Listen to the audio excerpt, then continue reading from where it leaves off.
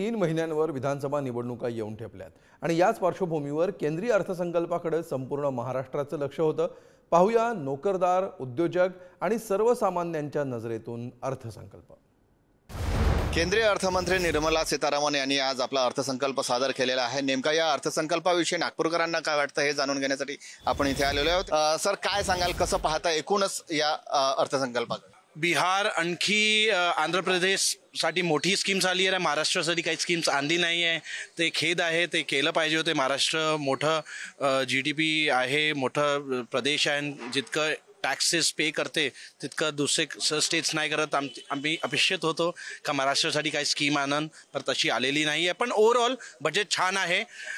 बजेटमध्ये जितके पण मध्यमवर्गीय लोक आहेत त्यांच्यासाठी त्या लोकांनी बघितलं आहे, आणखी स्कीम्स इन्फ्लेशन कमी करासाठी आणलेली आहे। रिडेव्हलपमेंट ऑफ सिटीज यासाठी यांनी अर्बन म्हणजे जे 9 पॉईंट्स दिले होते त्यातला एक पॉईंट आहे redevelopment of urban sector.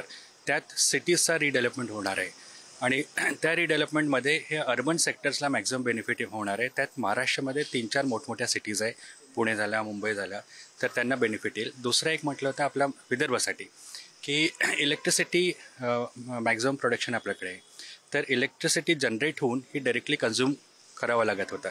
Storage of electricity हा कन्सेप्ट नव्हता, तर त्या कन्सेप्टसाठी गव्हर्नमेंटनी अजून एक फंड्स हे केले आहे स्पेशल, तर त्यामुळे आपल्याला बेनिफिट मिळेल विदर्भामध्ये। देशाच्या अर्थमंत्री निर्मला सीतारामन यांनी आज बजेट सादर केलेलं आहे। 7व्यांदा त्यांच्याकडनं बजेट जो आहे तो सादर केला गेलेला आहे। मात्र या बजेटमध्ये रेल्वे संदर्भात कोणतीही घोषणा नाहीये, त्यामुळे सामान्य जो रेल्वे प्रवासी आहे, ठाणेकर प्रवासी आहे, त्यांना नेमका या बजेटमधनं काय अपेक्षा होती आणि पुढे काय त्यांच्या अपेक्षा असणार आहेत हे आपण त्यांच्याकडनं जाणून घेऊ। आज आम्ही आशेने केंद्राकडे पाहत होतो का आमच्या रेल्वे करता काहीतरी निधी दिली जाईल, काहीतरी मोठ्या घोषणा केल्या जातील, परंतु आशेची आमच्या निराशा केलेली आहे। आम्हाला महिलांसाठी पण आता रेल्वे चालू आहेत, पण स्टुडंटसाठी रेल्वे चालू नाहीयेत।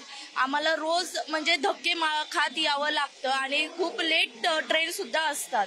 एका 1.5 तासाने ट्रेन आता असतात, त्यात पण एक अर्धा तास लेट होतात त्या ट्रेन। त्याच्यामुळे आम्हाला असं वाटतं की स्टुडंटसाठी एक वेगळी रेल्वे सुरू करावी सरकारने। केंद्रीय अर्थमंत्री निर्मला सीतारामन यांनी हे बजेट सादर केलेलं आहे आणि यात शेतकरी वर्ग आणि शैक्षणिक क्षेत्रासाठी मोठी तरतूद करण्यात आलेली आहे। मात्र व्यापारी वर्ग यात मराठवाड्यातील व्यापारी वर्ग यात संतुष्ट आहे की नाही आपण जाणून घेणार आहोत। आपल्यासोबत संभाजीनगरमधील काही व्यापारी वर्ग जोडलेले आहेत, आपण त्यांची प्रतिक्रिया जाणून घेणार आहोत। व्यापाऱ्यांवर जे आहे दरवेळेस दुर्लक्ष होत राहतं, याबद्दल आमचं जे आहे आम्हाला खंत आहे।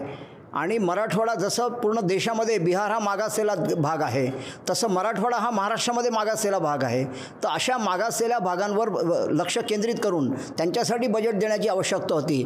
त्याबद्दल जे आहे आपल्या इथल्या लीडर लोकांचं जे आहे ते कमी पडले त्यांना समजवण्यासाठी। मी काय सर्वच व्यापारी असंतुष्ट आहे ह्या बजेटपासनं। येत्या विधानसभेत जर व्यापारी खरोखर एकत्र होऊन जर ह्या सरकारला शेतकऱ्यांनी जसा लोकसभेत हात दाखवला तसा जर विधानसभेत हात दाखवला तर पुढच्या वेळेस आमची ही काळजी आणि दखल घेतील।